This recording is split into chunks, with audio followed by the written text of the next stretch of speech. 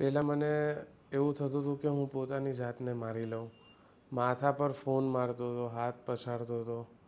મતલબ મને એવી રીતના હાથ ન પછાડું કે કંઈ ન કરું ને તો મને સેટિસ્ફેક્શન નહોતું મળતું. નેગેટિવ થિંકિંગ આવે કે મારી જોડે આ થઈ જશે, મારી જોડે તે થઈ જશે.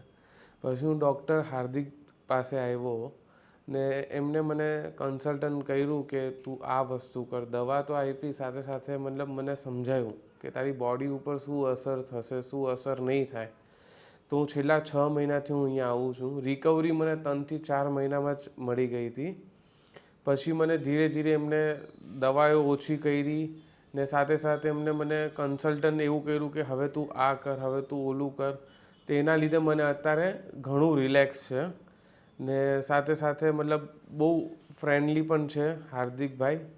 જેમ કે કોઈ પણ રીતના તમે જોઈ લો કે મતલબ મારે કંઈ પણ ક્વેરીઝ હોય, મને જ્યારે મારવાનું પણ મન થતું હતું હું ડાયરેક્ટ હાર્દિકભાઈ પાસે આવી જતો હતો અહીંયા કે મને આવી રીતે થાય છે. ત્યારે મને બહુ હાર્દિકભાઈએ સપોર્ટ કર્યો ને હાલની તારીખમાં પણ મારી દવા ચાલુ છે, પણ પહેલાં જેટલી નહીં અને પહેલાં જેટલું મને ઓલું પણ નથી થતું કે હું મારી લઉં, આ કરી લઉં, ઓલું કરી લઉં. અત્યારે ઓનલી ફોર 5% એવા વિચારો આવે છે, એવા ખાલી વિચારો આવે છે.